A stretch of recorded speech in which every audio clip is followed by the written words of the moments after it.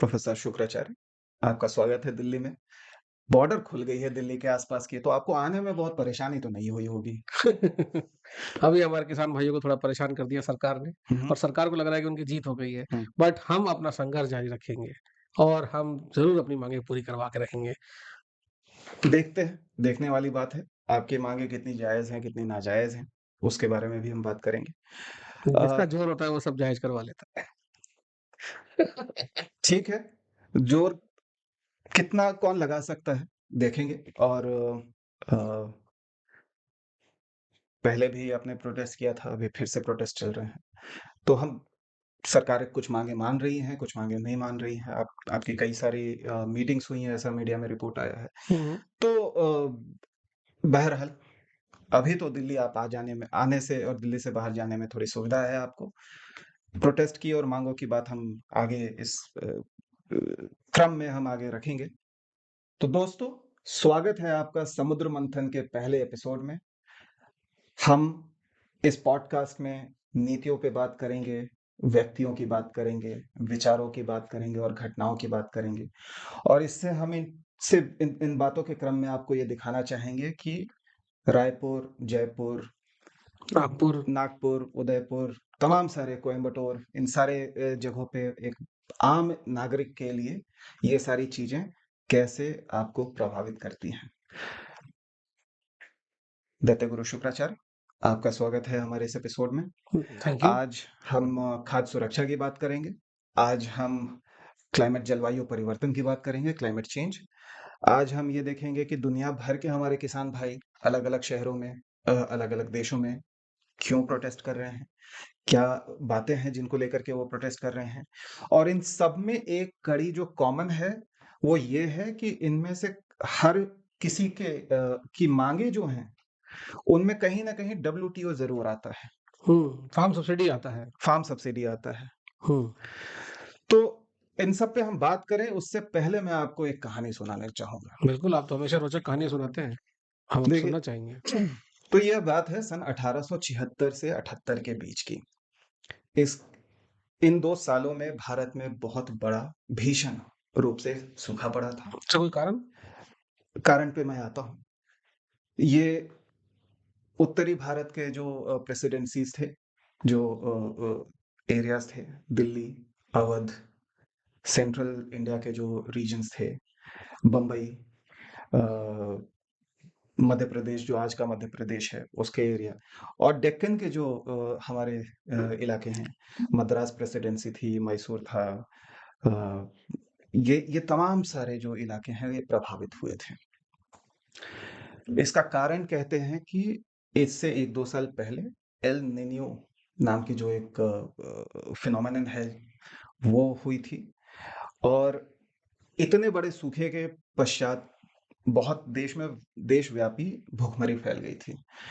मैसूर और मद्रास में अकेले 1 लाख लोग, ये आकलन है जो बोलते हैं कि 1876 में अकेले 1 लाख लोग इन 2 प्रेसिडेंसीज़ में मर चुके भूखमरी के कारण।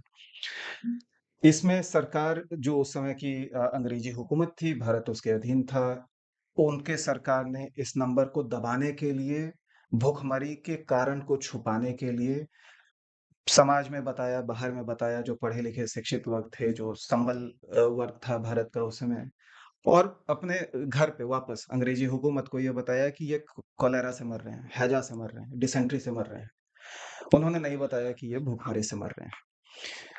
जबकि हमारे यहाँ खुद ग्रेनरीज़ जो थी, हमारे अनाज के जो भंडार थे, वो भरे हुए थे और यहाँ से हम अनाज यूरोप में यूनाइटेड किंगडम में ब्रिटेन सरकार को भेज रहे थे। भूखमरी की हालत ऐसी थी कि हम नरभक्षी हो जाएँ। एक कहानी ऐसी है, उसका ज़िक्र है, कितनी सही है, कितनी गलत है नहीं पता। लेकिन एक कहानी कहते हैं कि एक पिता ने अपने पुत्र को मार कर के उसके अंग खाए। बहुत दुःख की बात है ये तो। बहुत दुःख की बात है। ये तो ख़ैर अतिशयोक्ति हो सकती है, बताने का वो है कि इतना भीषण परेशानी थी। लेकिन आम तौर पे जो देखा गया है कि हमारी माताएँ-बहनें अपने बच्चों को खिलाने के लिए कहीं से किसी के फल तोड़ रही थी, किसी के घर से कुछ चुरा रही थी, हालत इस पे आ गई थी। और जैसा हमने सुना है कि उनको पकड़ लिया जाता था, तो उनको टॉर्चर किया जाता था, उनको मारा-पीटा जाता था, तरह-तरह के बदसलूकी की जाती थी और रामायण में कभी शूर्पणखा के साथ उसका नाक काटा गया है।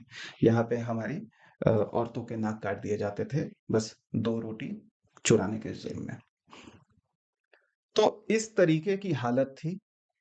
देश में खाद थे और नहीं भी थे।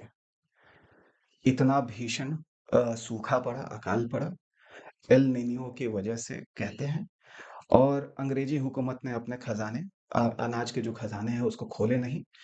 वेज जो जो लोगों के पैसे मिलते थे रोजी से उनको जो पैसे मिल रहे थे, वो भी वहीं के वहीं थी, अनाज के दाम बढ़ रहे थे। तो ये सारी चीज़ें एक दूसरे से जुड़ी हुई हैं और आज भी खाद्य सुरक्षा एक बहुत महत्वपूर्ण विषय है। देश भर में दुनिया भर में हमारे किसान भाई जो हैं प्रोटेस्ट कर रहे हैं।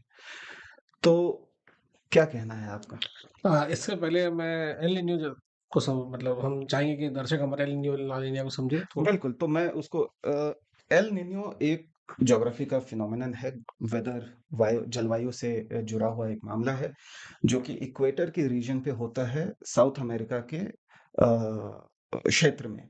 इक्वाडोर और पेरू जो हैं, जो वेस्ट कोस्ट में है साउथ अमेरिका के, वहाँ से ये शुरू होता है और सतह का तापमान जो समुद्र के सतह के पानी का जो तापमान है, वो 1-2 डिग्री बढ़ जाता है और वहाँ से एक चेन रिएक्शन शुरू होता है, जो कि लैटिन अमेरिका, साउथ अमेरिका के वेस्ट कोस्ट से शुरू होता है और भारत तक उसका प्रभाव पड़ता है। ये एल निनियो और ला निनिया तो स्पेनिश नाम लग रहे हैं। जी, नते ये ब्रो। आपने बिल्कुल सही कहा, ये क्रिसमस के टाइम ये फिनोमेना शुरू होता है वहाँ पे। और एल निन्यो का मतलब होता है बेबी जीसस, प्रभु यीशु हुँ, हुँ। को स्पेनिश भाषा में, हमारे स्पेनी भाषा में एल निन्यो कहते हैं, छोटे बालक जीसस को। अच्छा, और इसी तरह से ला निनिया एक देवी को मतलब मानते हैं वहाँ पे। अच्छा। हमारे मानव सभ्यता में ये रहा है, जब भी हमें कोई चीज़ समझ में नहीं आती है, तो हम उसको देवी-देवताओं से जोड़ देते हैं। पारलौकिक उससे जोड़ ताकतों देते से हैं जोड़ जो देते भी। हैं। ये एक बहुत बड़ी घटना है एल निन्यो, हम इसको छोटा ना समझें, इसलिए ना समझें कि इससे हमारे बरसात और हमारे यहाँ सूखा पड़ रहा है, बरसात कम हो रही है, या वहाँ पर भी बहुत दिक्कतें पैदा करती है। हुँ, हुँ। अगर हम देखा जाए तो पेरू, इक्वाडोर और बाकी तमाम तरह के दक्षिण अमेरिकी देशों जो ये जो इनका जो इलाका है, ये दुर्गम क्षेत्र है, एक तरफ पहाड़ है, एक तरफ समुद्र है। चिले को तो बीचों-बीच ऐसे करके जी, पहाड़ी आती एंडीज़ एंडीज़। पर्वतीय क्षेत्र है इनके पीछे। बोलीविया में भी, पेरू में भी, चिली में भी, इक्वाडोर में भी। तो इनके यहाँ वैसे ही सूखा पड़ा हुआ रहता है और हुँ, हुँ। ऊपर से जब ये घटना घटती है, तो काफ़ी तेज़ बरसात होती है। तो जब ठीक-ठाक बरसात होती है, तो लोग खुश होते हैं, लेकिन कभी-कभी वहाँ पे बाढ़ आ जाती है, वहाँ इतनी के भीषण बारिश होगी, लगातार बारिश होगी हाँ, तो तो बाढ़ आप आएगी। बाढ़ आ जाती है और वहाँ पे लोगों के घर-बार डूब जाते हैं, अनाज बर्बाद हो जाता है, फसलें बर्बाद हो जाती है, मछलियाँ मर जाती हैं, बहुत सारी चीज़ें होती हैं। अब वहाँ से ये जो फिनोमेना है, वहाँ सतही पानी जो समुद्र का सतह का पानी है वो गर्म हो जाता है और वो ऊपर गर्म हवा छोड़ता है। हुँ, हुँ। वो गर्म हवा एक सर्कल की तरह जाती है और इंडोनेशिया और ऑस्ट्रेलिया तक पहुँचती है। हुँ, इसमें समय लग जाता है डेढ़ हाँ। 2-3 महीना। तब जब तक यहाँ पहुँचती है तो मार्च-अप्रैल का महीना हो चुका होता है। फिर वो अगले सर्कल जो इंडोनेशिया के आगे हमारा भारत और दक्षिण-पूर्व एशिया आता है, हाँ, साउथ ईस्ट हाँ। एशिया। दक्षिण-पूर्व एशिया को अफ़ेक्ट करता है। हुँ। वहाँ से हमारे मानसून जो कि अप्रैल महीने में दक्षिण आता एशिया है, को प्रभावित हाँ, करता है वो हमारा साउथ वेस्ट मानसून जो है उसको प्रभावित करता है। तो आप देखिए कि कहीं पर एक तितली अपना पंख फड़फड़ाती है, तो कहीं तूफ़ान आ रहा है, ये द बटरफ्लाई इफ़ेक्ट जो हम कहते हैं। बिल्कुल। तो इस तरह से जलवायु परिवर्तन सबको प्रभावित करता है। कोई ये ना सोचे कि उस देश में ये घटना घट रही है, उस गाँव में घटना घट रही है, उस शहर में घटना घट रही है, धरती के उस कोने में घटना घट रही है तो हमें क्या मतलब है? बिल्कुल जैसे कि और आपने कहा पिछले कि नागपुर, कोयंबटूर, जयपुर, तो उसी तरह से Paris, Pittsburgh, saint Petersburg, yes. अपना पेरू की राजधानी हाँ, लीमा, हाँ, चिली की राजधानी सैंटियागो, हाँ।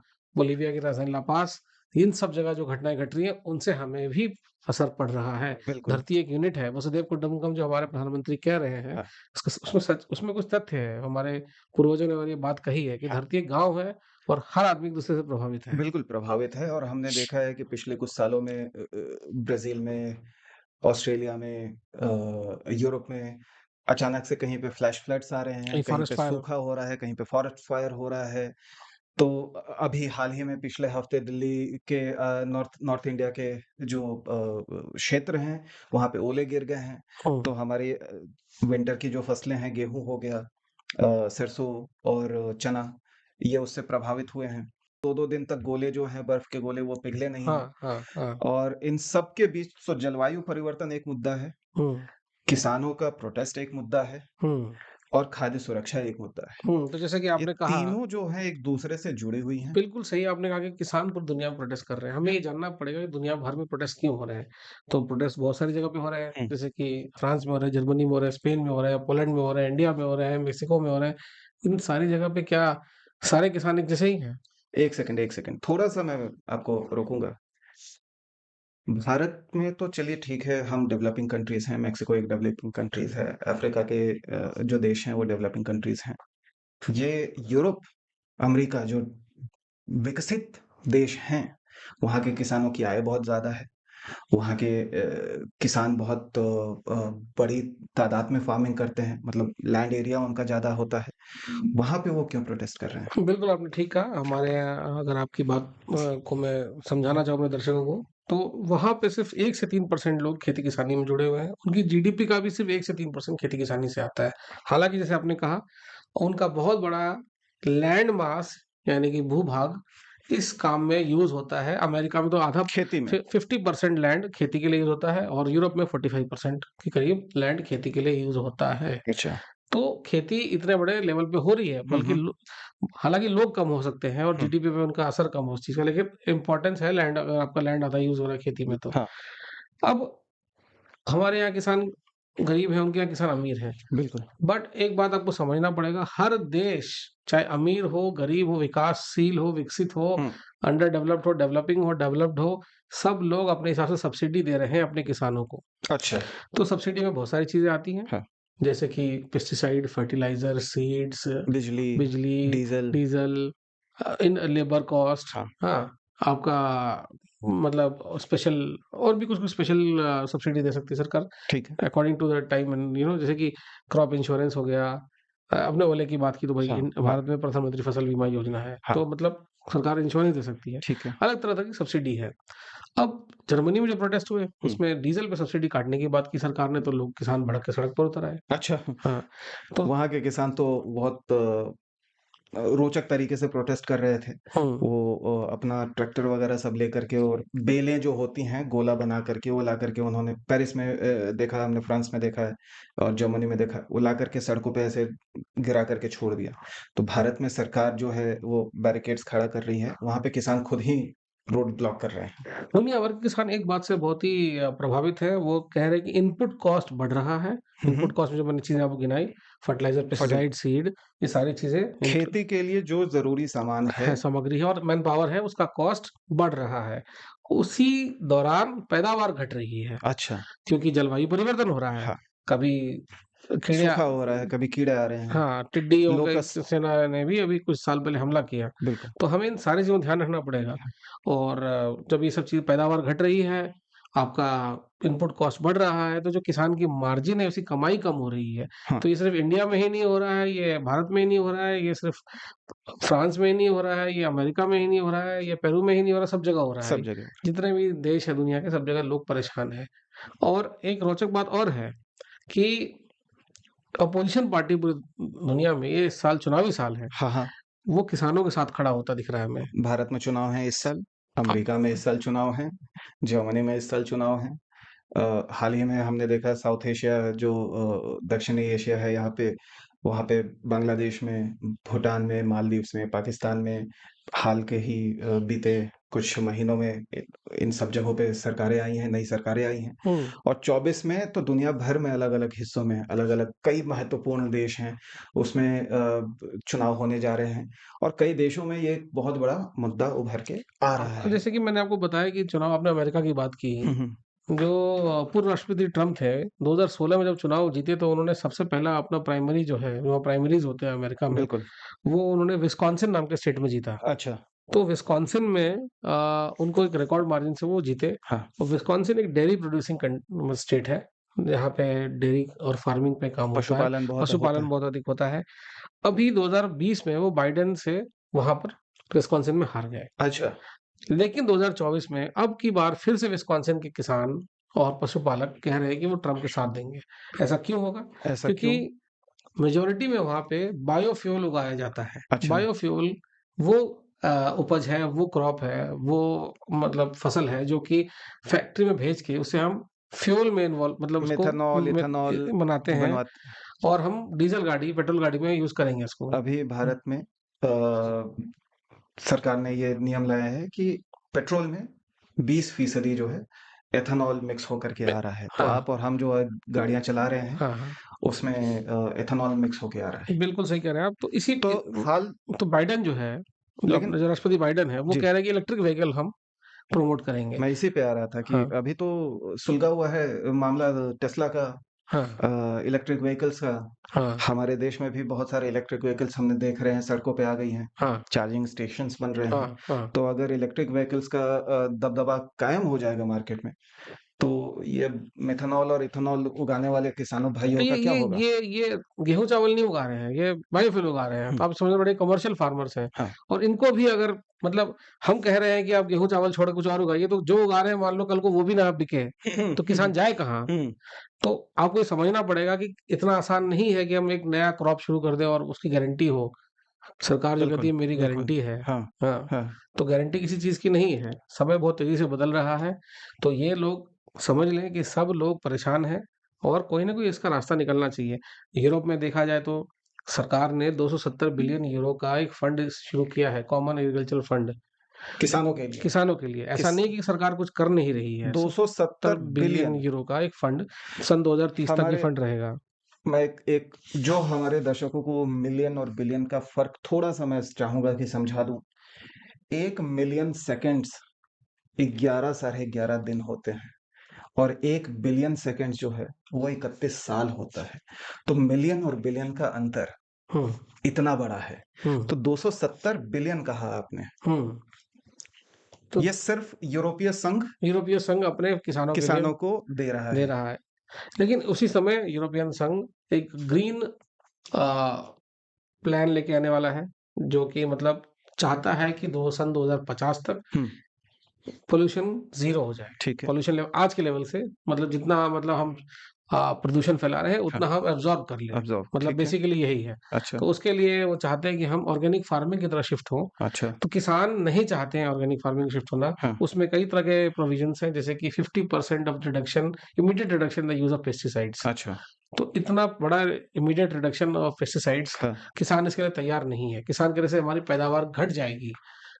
बिल्कुल घटेगी और मैं सोच रहा था कि खाद्य सुरक्षा को लेकर के क्या होगा? अगर 50% पैदावार घट रही है, हम पेस्टिसाइड कम, फर्टिलाइज़र कम यूज़ कर रहे हैं, तो पैदावार घट रही है। तो ये 2030 का सस्टेनेबल डेवलपमेंट गोल्स जो है, उसमें वर्ल्ड हंगर को हम ज़ीरो करने की बात कर रहे हैं। हुँ, हम भूखमरी को खत्म करने की बात कर रहे हैं। हुँ, तो अगर एक तरफ हमने पैदावार कम कर दी, दूसरे तरफ इतनी गरीबी है दुनिया भर में हुँ। और तो खाद्य सुरक्षा होगी कैसे? भूखमरी की हालत ये फिर से आ बहुत बहुत जाएगी। बड़ा सवाल है। अभी 1876 भारत ने सिर्फ चावल एक्सपोर्ट बंद किया कुछ दिनों के लिए। कुछ दिनों के हाँ, कई अभी भी इस पे नॉन व्हाइट बासमती राइस हाँ, शायद हाँ। अगर मैं हाँ, नहीं, नहीं ठीक हूँ। मतलब कई देशों में चावल अभी भारत ने एक्सपोर्ट बंद किया था अच्छा, बीच में। अभी क्या पोज़ीशन है इसके लिए मुझे थोड़ा और इसका पता करना पड़ेगा। पाताल लोक में आपको जो है न्यूज़ नहीं पहुँच पा रही है लगता है। हाँ, थोड़ा दिक्कत है। तो इससे पूरे दुनिया में हाहाकार मच गया है। हुँ, जो आप कह रहे हैं बिल्कुल, ना। बिल्कुल। भारत बहुत बड़ा हुँ, हुँ, निर्यातक है हुँ, हुँ। चावल का। चावल का। हाँ। तो बेशक इससे इससे प्रभावित हुआ था तो दुनिया खाद्य भर का सुरक्षा मार्केट। इतना इम्पोर्टेंट विषय है, लोग इसको हल्के में ले रहे हैं हुँ, हुँ, और हम लोग, हमारे किसान, हुँ, हमार कहीं न कहीं हम किसी और देश पे डिपेंडेंट नहीं हैं। हुँ, हुँ। यहाँ तक लड़ाई चल रही है फ्रांस में कि पोलैंड से आप सामान मँगवाते हैं, अच्छा, जबकि यूरोपियन यूनियन में, यूरोपीय संघ में बॉर्डर फ्री है। फ्री है। आप एक-दूसरे से सामान मँगवा सकते हैं। हाँ, तो कल को ये आप ये सोचिए ऐसी परिस्थितियाँ उत्पन्न ना हो कि हम बाहर से मँगाएँ, हुँ, हुँ, तो हमारे किसान क्या करेंगे? हमारे यहाँ तो ऑलरेडी इतने सारे बेरोज़गार लोग हैं, तो बेरोज़गारी और बढ़ेगी। हमारे आपको जान के हैरानी होगी, हम यूरोपियन यूनियन नहीं है, 45% 45% लोग हमारे खेती और पशुपालन में इन्वॉल्व्ड है। बिल्कुल, और बिल्कुल। हमारे जीडीपी का 18% जो है खेती और पशुपालन से आ रहा आ रहा है। है। तो हमें ये देखना पड़ेगा किस तरह से मतलब हम इन लोगों का भी भरण-पोषण कर सकेंगे। आपका 20% जीडीपी ऑलमोस्ट इससे आ रहा है और आपका आधा वर्कफ़ोर्स इसमें हुँ, इन्वॉल्व्ड है। इसमें देश का आधा अ, वर्क और कई सारी हुँ, महिलाएँ इन्वॉल्व्ड हैं। ये महिला जो महिलाओं को जो नौकरी मिल रही है घर पे, गाँव में, हाँ, कस्बों में, हाँ। खेतों में, तो ये सब चीज़ें हमें ध्यान रखना है। इन सब के बीच एक मुद्दा जो उठकर आता है, वो है डब्ल्यूटीओ का। अभी हाल में ही एक मीटिंग हुई थी, मिनिस्टेरियल मीटिंग कहते हैं। और वहाँ पे एक डिक्लेरेशन टाइप का कुछ बना है, कंसेंसस बनाने की बात हुई है। लेकिन जो मुख्य मुद्दे थे, किसानों के और मछुआरों के, उस उनको लेकर के कोई सार्थक नतीजे नहीं निकले हैं। ऐसा क्या है कि डब्ल्यूटीओ से हर किसान प्रभावित है और दुनिया भर के जितने किसान भाई हमारे प्रोटेस्ट कर रहे हैं, उसमें डब्ल्यूटीओ ज़रूर निकल के आता है? डब्ल्यूटीओ बहुत रोचक विषय है और डब्ल्यूटीओ का विरोध न केवल विकासशील देश के किसान कर रहे हैं, विकसित देश के किसान भी कर रहे हैं। डब्ल्यूटीओ कॉर्पोरेट फार्मिंग और कॉन्ट्रैक्ट फार्मिंग जैसी चीज़ों को बढ़ावा देने की बात करता है। इसके खिलाफ और भारत में जो 3 किसान कानून आए थे, उसमें भी कॉन्ट्रैक्ट फार्मिंग का प्रोविज़न था। अच्छा। लोगों ने उसका विरोध किया, सरकार ने उसको वापस लिया। हुँ। तो विकसित देशों में तो इसके खिलाफ तो ऑलरेडी एक मुहिम छिड़ी हुई है। तो ऐसा नहीं डब्ल्यूटीओ बाहर का अगर मतलब इसका हेडक्वार्टर स्विट्ज़रलैंड में, तो स्विट्ज़रलैंड के लोग बहुत प्यार करते हैं इसको, या अमेरिका में इसका ऑफ़िस है तो लोग इसको बहुत प्यार करते हैं, बिल्कुल, या बहुराष्ट्रीय ये संस्था है, कंपनियाँ जो हैं ये अच्छा, संस्था है। ये हाँ। कंपनी नहीं कहेंगे तो नहीं, बहुराष्ट्रीय नहीं, ये संस्था है। संस्था है और जो डब्ल्यूटीओ। बहुराष्ट्रीय कंपनियाँ हैं, हाँ, जैसे आप बता रहे हैं, वो सब उनका एक ही मुद्दा है, प्रॉफ़िट बढ़ाएँ। लेकिन देखिए, प्रॉफ़िट बढ़ना चाहिए, डेवलपमेंट होना चाहिए, बट उसके क्या कॉस्ट है, इसको इसका भी फैक्टर इन हमें करना और पड़ेगा। वो हमें एक प्रॉफ़िट वो बैलेंस लेके चलना चाहिए। वो प्रॉफ़िट कहाँ से निकल के आ रहा है, इसका भी ध्यान देना है, इस बात पे भी ध्यान हुँ, देना है। तो ख़ैर दोस्तों, आशा करते हैं कि आपको हमारा अपना ये पहला एपिसोड पसंद आया होगा। जैसा हमने पहले कहा कि हम इस समुद्र मंथन पॉडकास्ट में व्यक्तियों की बात करेंगे, नीतियों की बात करेंगे, घटनाओं की बात करेंगे और विचारों की बात करेंगे। तो आप हमें बताइए, कमेंट सेक्शन में लिख के बताइए कि आप किन-किन मुद्दों पे चाहेंगे कि हम बात करें। और अभी तो हमारे साथ प्रोफ़ेसर शुक्राचार्य बैठे हुए हैं। हम आगे आने वाले एपिसोड्स में एक्सपर्ट्स को भी बुलाएँगे और उनसे अलग-अलग विषयों पे बात करेंगे। प्रोफ़ेसर शुक्राचार्य, आप हमारे दर्शकों को कुछ कहना चाहेंगे? बस आप हमारे साथ दोस्तों जुड़े रहें, हम बहुत सारे ऐसे मुद्दों को उठाएँगे, जिसमें अ, हम समाधान ढूँढने की कोशिश करेंगे, हम एक मंथन करेंगे कि बीच का रास्ता क्या हो सकता है। हम हर उस चीज़ को उठाएँगे जिससे हमारी ज़िंदगी प्रभावित होती है। बट हम इस जर्नी के दौरान, इस रास्ते के दौरान हम अच्छी बातें भी शेयर करेंगे, अपने बिल्कुल, एक्सपीरियंसेस भी शेयर करेंगे। बिल्कुल। तो इन्हीं बातों के साथ हमारा चैनल पसंद आए तो उसको लाइक कीजिए, सब्सक्राइब कीजिए। हमारी बातें आपको समझ आ रही हैं, अगर आप जो हम करने में की चेष्टा कर रहे हैं उससे अगर आपको अच्छी लग रही है वो बातें, अगर आप उससे प्रभावित हैं और देख पा रहे हैं कि इन सब विषयों से आप और मैं कैसे प्रभावित हो रहे हैं, तो इसको अपने दोस्तों के साथ, अपने फैमिलीज़ के साथ शेयर कीजिए। हमें अपना सहयोग दीजिए ताकि हम इन विषयों पे बात कर सकें, आगे ये चर्चा जारी रख सकें। और इसी के साथ आपसे विदा लेते हैं। मिलते हैं आपसे अपने अगले एपिसोड में। थैंक यू, नमस्कार।